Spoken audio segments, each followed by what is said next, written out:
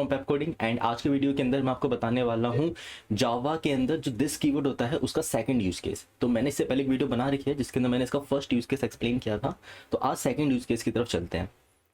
तो सबसे पहले देखो, फर्स्ट वीडियो किसके ऊपर बनाई थी, this can be use to refer current class instance variable. तो इसके ऊपर हम पहली वीडियो बना चुके हैं जिसका लिंक आपको डिस्क्रिप्शन में मिल जाएगा। आज हम इसकी बात करने वाले हैं, this can be use to invoke current class method. हालांकि ये फंक्शनैलिटी इतनी इंपॉर्टेंट है नहीं, बट फिर भी ऐसा किया जा सकता है, तो इसलिए मैं आपको एक्सप्लेन कर देता हूँ। काफ़ी छोटी सी वीडियो बनने वाली है, तो इसको एक बार कंप्लीट करते हैं।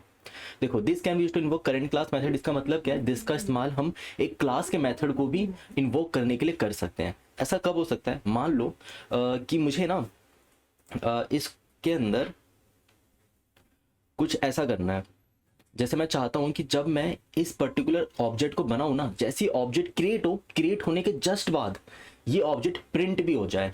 मुझे अभी क्या करना पड़ रहा है, p1 डॉट डिस्प्ले करना पड़ रहा है। मैं नहीं चाहता हूं कि मुझे p1 डॉट डिस्प्ले करने की जरूरत पड़े। मैं चाहता हूं जैसे ही मैं ऑब्जेक्ट क्रिएट करूं, ऑब्जेक्ट क्रिएट होते ही ये अपने आप ही डिस्प्ले भी हो जाए। तो मैं यहाँ पर ये जो मैंने फंक्शनैलिटी बनाई है, मैं इसको क्या करता हूँ, कंस्ट्रक्टर के अंदर ही कॉल कर देता हूँ, दिस डॉट डिस्प्ले। अब यहाँ पे दिस डॉट डिस्प्ले लगाओ या ना लगाओ कोई फर्क नहीं पड़ता। इसका रीज़न अभी एक्सप्लेन करता हूँ। जैसे कि पहले तो उसको चला के देखते हैं कि ऐसा करने से सच में डिस्प्ले हो रहा है क्या। Java c main dot java and java main, और इसका आउटपुट डॉट टीएक्सटी में थ्रो करता है। बिल्कुल ये डिस्प्ले हो रहा है। अगर मैं इसकी क्वांटिटी चेंज कर देता हूँ, 120 कर देता हूँ, ये प्रिंट हो रहा है, बिल्कुल सही तरीके से प्रिंट हो रहा है। अब देखिए, अब यहाँ पे ना अगर मैं यहाँ से दिस ना भी लगाऊं तो भी ये काम करता है। दिस नहीं लगाने पर भी ये बिल्कुल एग्जैक्टली सेम तरीके से वर्क करता है। फिर ये दिस का रेलेवेंस क्या है, यहाँ पर देखो, दिस का रेलेवेंस होता है कॉन्फ्लिक्ट को रिजॉल्व करने के लिए। जैसे कि यहाँ पे दिस का मतलब है, अगर मैं यहाँ पे दिस ना लगाऊं, जो कि मैंने पहली वीडियो में एक्सप्लेन करी थी, अगर आप ब्रांड इक्वल टू ब्रांड या मॉडल इक्वल टू मॉडल या फिर रैम इक्वल टू रैम लिखते हो, तो होगा क्या, ये रैम है 12, ये 12 इक्वल टू 12 कर बैठेगा, जिसका कोई मतलब नहीं बनता। ये कोई सेंसफुल बात नहीं रही, इसका कोई सेंस ही नहीं है 12 इक्वल टू 12 का। इस वजह से ये चीज़ गलत है, ऐसा नहीं करना चाहिए।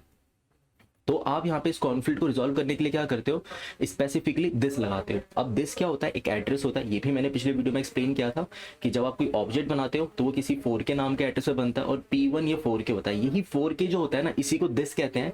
और ये 4K का ब्रांड या 4K का मॉडल या फिर 4K का रैम, ये इसकी बात कर रहा होता है।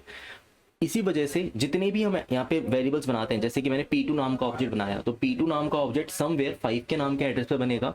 और वो 5K नाम के जब एड्रेस पे बनता है तो 5K का रैम होता है, वो 5K डॉट रैम होता है, और ये होगा 4K डॉट रैम। तो इसके अंदर जो रैम नाम का वेरिएबल है ना, और इसके अंदर जो रैम नाम का वेरिएबल है, हालांकि दोनों के जो हमारे वेरिएबल्स हैं उनके नाम सेम है, स्टिल ये दोनों एक दूसरे से अलग है। क्यों, बिकॉज यहाँ पे रैम का एक्चुअल नेम होगा 4K डॉट रैम, और यहाँ पे होगा 5K डॉट रैम। तो अगर कंप्लीट नाम देखो तो दोनों अलग है, यानी कि इसका जो प्रीफिक्स है वो कंप्लीटली अलग है दोनों ही क्लासेस के अंदर। इस वजह से दो अलग अलग वेरिएबल बनते हैं यहाँ पर।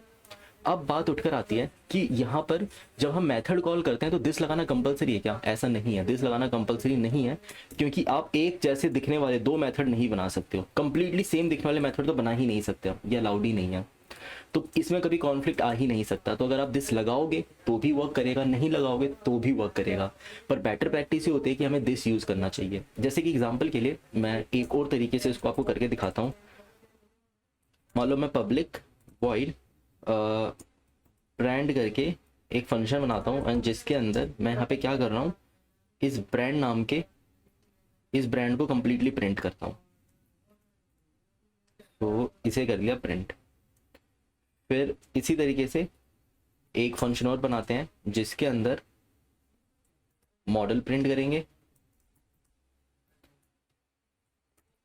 एंड ऑफ कोर्स मुझे यहाँ पे दिस कीवर्ड का इस्तेमाल करना चाहिए। हालांकि यहाँ पे कॉन्फ्लिक्ट नहीं है, बट फॉर बेटर प्रैक्टिस यहाँ पे हमें दिस लगाना चाहिए, एंड इस जगह पे भी हमें दिस का यूज़ करना चाहिए। यहाँ पे भी दिस, एंड रैम के अंदर भी दिस आएगा। फिर ये पूरा सिंटेक्स, अब मॉडल भी हो गया। अब बात करते हैं हम रैम की। तो रैम के अंदर यहाँ तक की स्ट्रिंग हम प्रिंट कर सकते हैं।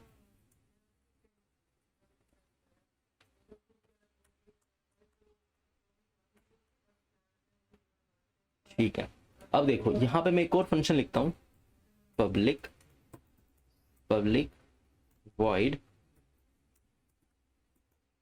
Display to. अब ये दोनों फंक्शन दूसरे से अलग है, ये इस फंक्शन का नाम है डिस्प्ले, इस फंक्शन का नाम है डिस्प्ले टू। हालांकि मैं सेम नाम का फंक्शन नहीं बना सकता हूँ, मुझे उसमें कुछ ना कुछ अलग रखना पड़ेगा, चाहे तो मुझे इसके अंदर इंट ए पास करना पड़ता है। अब ये दूसरे से अलग है, मतलब ये फंक्शन एक डिस्प्ले है, ये फंक्शन कुछ दूसरा डिस्प्ले है जिसके अंदर एक आर्गूमेंट पास होता है। तो ये फंक्शन कंप्लीटली आइडेंटिकल होने चाहिए। अब ये दो फंक्शन आइडेंटिकल है। अब मैं यहाँ से कॉल कर सकता हूँ किसको, दिस डॉट ब्रांड को, फिर मैं यहाँ पे कॉल कर सकता हूँ दिस डॉट मॉडल नाम के फंक्शन को, फिर मैं यहाँ पे कॉल कर सकता हूँ दिस डॉट रैम नाम के फंक्शन को, और इसके बाद एक सीसो और प्रिंट कर लेते हैं ताकि सब कुछ नेक्स्ट लाइन में प्रिंट हो। अब आप यहाँ पे क्या कर सकते हो, p1 डॉट डिस्प्ले टू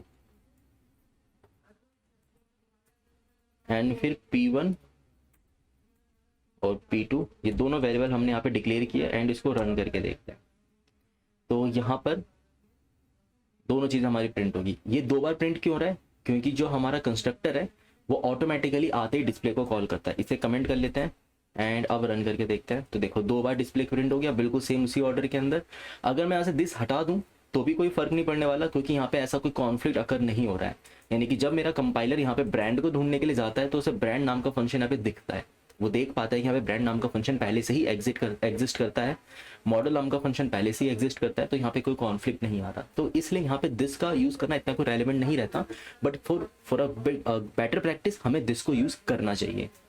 सो यही था दिस कीवर्ड का यूज़ जब हम किसी फंक्शन को इन्वोक करना चाहते हैं। अब हम एक और वीडियो देखेंगे जिसके अंदर मैं आपको ये बताऊंगा this can be use to invoke current class constructor. इसका यूज केस थोड़ा अच्छा है, ये सीखना चाहिए हमें। तो आप नेक्स्ट वीडियो का इंतजार करो, उसके अंदर मैं आपको बताऊंगा इसका यूज केस नंबर 3। सो अगर आपको वीडियो अच्छा लगा हो तो वीडियो को लाइक कर देना, साथ ही साथ हमारे चैनल पे पहली बार आए हो तो चैनल को सब्सक्राइब करना मत भूलना। मिलते हैं नेक्स्ट वीडियो में।